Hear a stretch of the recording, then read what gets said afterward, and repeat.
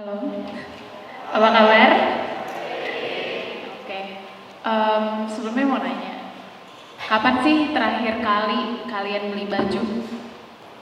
Ada yang minggu ini? Bu, serius minggu ini enggak? Bulan lalu? Ah, jangan bohong nih. Kalau belakangan ini lebih suka beli baju di mall atau di HP? Nah, jadi gini, zaman dulu, nggak dulu banget sih, 2000-an lah, 2000-an awal. Kalau kita mau beli sesuatu, kita tuh terbatas ruang dan waktu. Maksudnya apa? Pertama, harus ngumpulin niat dulu beli baju. Terus dua, kita harus luangin waktu di Sabtu dan Minggu karena Senin sampai Jumat kuliah atau sekolah atau kerja. Terus kita cuma bisa belanja di jam 10 pagi sampai jam 10 malam, in between itu. Setelah kumpulin niat, berangkat naik mobil atau naik kendaraan lain ke mall, dari satu toko ke toko lain, bandingin harga, bandingin model, mana yang cocok, kita beli, baru deh kita punya baju kita yang baru.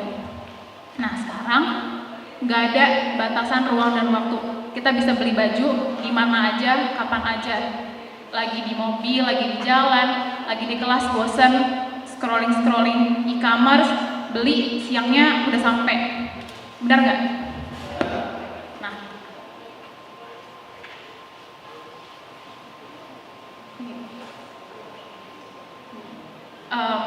dalam waktu 5 menit kita bisa bandingin baju ini di toko A, B, C, D mana yang paling murah. Terus kita pesen pagi, sore, siang udah sampai di depan rumah. Siapa yang ngalamin kayak gini juga? Semuanya kan? Nah, ini sebenarnya personal banget karena aku pun demikian. Dulu aku kuliah di Bandung, males pergi ke mall, jadi Senin sampai Jumat kuliah, Sabtu Minggu palingan ya berorganisasi gitulah di kampus ya. Jadi kalau beli-beli tuh semua di internet, di HP, lihat-lihat di website, terus tiba-tiba udah sampai aja depan kamar. Nah, kemudian aku jadi mikir sebenarnya kita butuh nggak sih baju-baju ini? Karena what happens to me, barang-barang yang aku beli itu kadang-kadang ternyata nggak secocok itu, atau bahkan sebenarnya nggak butuh, cuma karena lagi promo, lagi diskon atau gratis ongkir. Bener kan? Nah, apa sih yang ngebuat akhirnya aku ngerasa ini sebuah masalah? Jadi pas aku kuliah di Bandung, ngekos, kan lemari kosan itu cenderung lebih kecil ya dari lemari kita yang di rumah. Ternyata lagi beres-beres lemari, ternyata hampir 40% dari baju di lemari itu jarang dipakai. Padahal kualitasnya masih bagus, cuma karena out of date, udah nggak cukup atau masih cukup tapi udah nggak pengen model itu lagi, atau bahkan sorry banget nih, jujur banget, itu bahkan masih ada labelnya. Pasti cewek-cewek kayak gitu ya, ini jujur aja. Nah, nggak cuma kamu kok, banyak yang kayak gitu juga. Terus aku merhatiin sekitar, kayaknya teman-teman aku juga kayak gitu, karena kita di lingkungan yang sama, kita punya semacam tanda kutip social pressure yang sama. Kayaknya baju kita banyak yang numpuk di lemari, tapi ini tuh apakah ini sampah ataukah kita cuma membiarkan pakaian itu yang punya value di dalam lemari kita aja sampai berdebu atau gimana? Nah ternyata Tuhan juga gak suka sama manusia yang berlebih-lebihan termasuk pakaian. Dosen aku bilang, aku jurusan teknik lingkungan, kita ngurusin sampah, air limbah, pokoknya semua waste. Dosen aku bilang, waste is resource. Sebagai engineer, kita harus banyak berpikir gimana caranya untuk merekayasa yang kita anggap waste tersebut menjadi resource untuk orang lain. Jadi one man's trash is another man's treasure, benar kan? Jadi perlu kita apain sih si baju-baju ini yang numpuk di lemari kita ataupun barang-barang lain yang numpuk di rumah kalian? Untuk tahu ini diapain, kita perlu research, kita kita butuh cari informasi. Informasi itu banyak banget bentuknya ya. Kita bisa baca buku, baca jurnal, tanya dosen, tanya orang tua, tanya om tante, ngobrol sama teman, ngobrol sama kakak tingkat. Kita juga bisa merasa lebih peka sama lingkungan. Sebenarnya lingkungan kita tuh lagi kayak gimana sih? Nah, ternyata setelah melakukan riset, ini hasilnya. Mungkin kalian banyak yang belum tahu ya. Masalahnya tuh mengakar dari para petani kapas sampai ke pembuangan akhir pakaian kita. Pertama, pertumbuhan industri baju itu sangat meningkat di tahun revolusi industri. Para petani didorong untuk menghasilkan kapas yang banyak dengan kualitas yang bagus. Hasilnya mereka menggunakan pestisida, jadi menghasilkan air yang membahayakan untuk lingkungan. Itu sudah masuk ke rantai makanan. Kemudian kapas-kapas tersebut diekspor ke negara untuk menghasilkan kapas-kapas tersebut menjadi kain. Nah, di industri ini ternyata masalahnya banyak, nggak cuma limbah cair, tapi juga ada karbon dioksida yang disebarkan ke udara. Selain itu, unethical labor, pernah dengar nggak? Jadi si para pembuat pakaian ini dibayar dengan upah yang sangat rendah, sehingga itu jadinya nggak layak buat mereka. Pernah dengar nggak kejadian Rana Plaza? Jadi di Rana Plaza di India gitu tahun berapa ya, aku lupa, 2003 atau 2000 berapa gitu. Di gedung itu namanya Rana Plaza, gedungnya udah mau runtuh, udah reot, udah mau runtuh. Dan di situ banyak ribuan pegawai mengerjakan pakaian merek-merek yang ada di mall. Terus dipaksakan untuk terus menjahit pakaian sampai akhirnya gedungnya runtuh dan ribuan orang meninggal di sana. Mungkin ini make sense karena perhatiin deh, dulu pas zaman-zaman 2000 awal baju rasanya mahal banget, tapi kok belakangan ini semenjak mall udah ada di mana-mana baju jadi murah, baju di internet jadi murah. Ini karena unethical labor. Belum selesai di situ, baju tersebut diimpor, dikirim ke negara-negara lain, salah satunya Indonesia, yang mengemisikan karbon dioksida juga, sampai akhirnya ke rumah kita pakai. Nah, apa sih yang terjadi ketika baju ini kita pakai? Apakah masih ada dampak ke lingkungannya? Ada ternyata. Boleh request sedikit nggak? Boleh nggak cek label di baju kalian? Label yang kayak 100% cotton atau apa gitu. Biasanya di samping sih. Ada yang nemu nggak? Siapa yang bajunya 100% cotton? Bagus. Ada yang lain nggak? Berapa persen cotton, berapa persen apa? Ada yang rayon atau polyester? Nah, coba dicek ya. Jadi gini,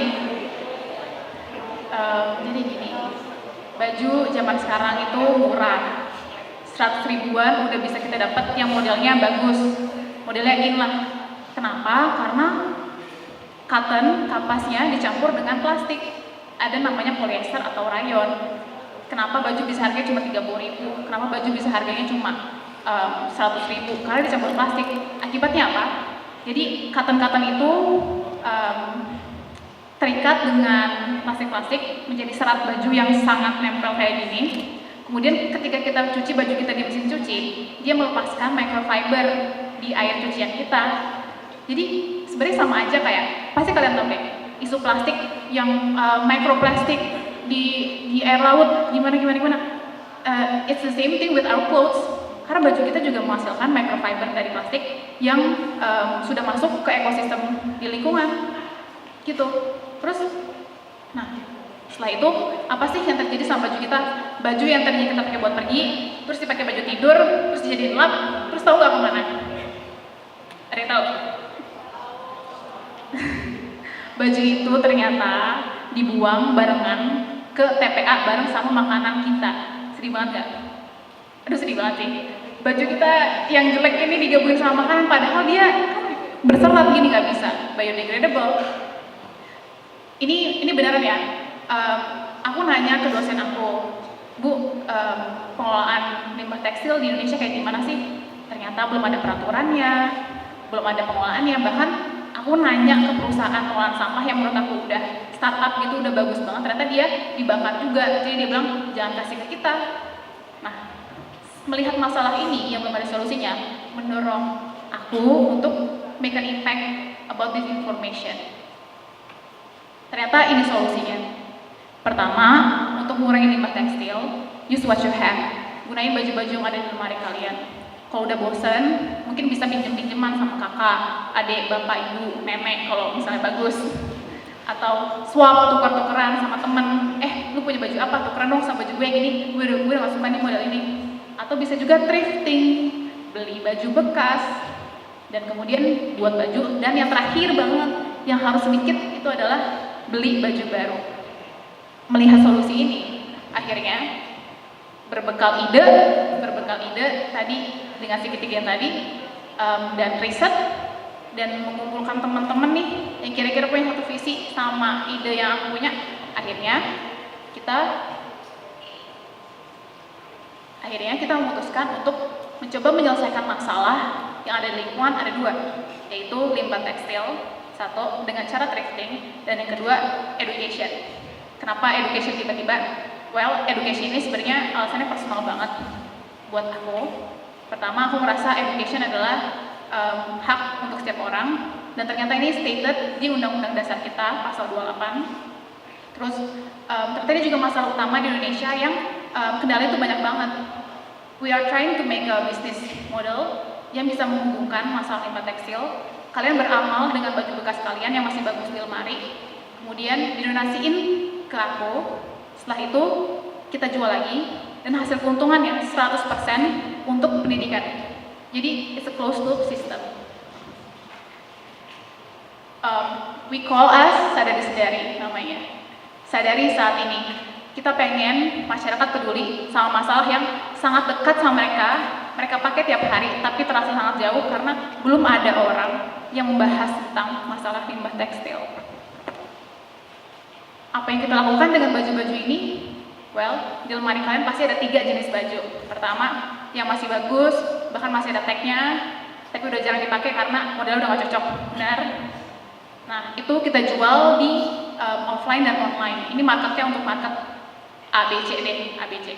Terus yang kedua, baju tidur yang kayak udah gak mau dijadiin baju tidur lagi, mendingan disumbangin aja deh. Lakukan baju-baju kayak gitu. Nah, itu kita jual di pasar karena ini untuk market CDE. Terus ada juga baju yang singlet yang udah bolong, udah robek, yang udah jelek banget, yang udah jadi lap terus gak tahu diapain, itu kita daur ulang. Nah, semua keuntungan dari 3 bisnis model ini kita salurkan untuk pendidikan.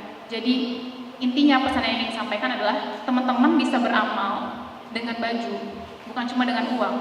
Dan teman-teman juga bisa mendukung untuk mengurangi limbah tekstil di Indonesia. Nah, dari ide tersebut kita sadar bahwa to make an impact bigger and the exposure higher, we need media information. Selain media yang kita tahu, media cetak atau media tulis ataupun TV gitu, ternyata kita mikir nih, pekerjaan apa ya yang menuntut mereka untuk memiliki baju yang banyak, yang di-endorse gitu. Nah, ternyata artis. Jadi melihat peluang tersebut, Sadari Sedari hadir untuk memberikan mereka solusi supaya mereka tetap bisa peduli lingkungan dan juga bisa berbagi ke orang lain. Jadi selama setahun terakhir, Sadari Sedari sudah berkolaborasi bersama 50 lebih artis yang secara cuma-cuma ngasih bajunya ke kita. Dan tentunya masyarakat bisa ngasih juga bajunya ke kita. Kalau kamu punya baju lebih, boleh disumbangin. Nah, kegiatan yang kita lakukan 2. Yang pertama, pengumpulan donasi pakaian. Itu kita garage sale, kita jual, namanya Pasaraya. Di acara ini kita setahun ini sudah berhasil mengumpulkan dana dari baju bekas kalian yang kita jual sebesar 300 juta. Terus kita sudah mendatangkan 9.000 orang untuk datang beli baju bekas. Terus media yang liput ada berapa? Udah ada lebih dari 30 media, TV, radio, semua cetak, semuanya berdatangan. Terus ini adalah kegiatan yang kita lakukan untuk pendidikannya. Kita bayarin 35 adik asuh untuk sekolahnya dari tahun lalu sampai hari ini. Kita anaknya berencana kita tambah, kita renovasi rumahnya, kita bangun sekolah di Sulawesi, dan kita mengadakan kegiatan workshop lain yang berkaitan dengan lingkungan dan kreativitas. Nah, segala pencapaian tadi tentunya tidak akan bisa terjadi tanpa kolaborasi. satu value yang ingin aku berikan ke teman-teman adalah pentingnya berkolaborasi dengan sesama. Dalam 2 hari kita open recruitment volunteer yang daftar 500 orang. Semangatnya keren banget karena apa ya? Ternyata orang-orang udah peduli sama pakaian, mereka pengen coba bantu, mereka pengen make an impact juga, dan akhirnya kita bisa berkreativitas dengan bidang keilmuan masing-masing menghasilkan karya-karya yang tadi. Terakhir nih, Sadari mungkin baru menyelesaikan sedikit dari banyak masalah, tapi saya berharap apa yang Sadari mulai bisa berdampak lebih besar karena teman-teman yang hadir di sini mulai hari ini akan melihat dan memandang fashion dengan cara yang berbeda, yaitu cara yang lebih mindful dan berkelanjutan. Terima kasih.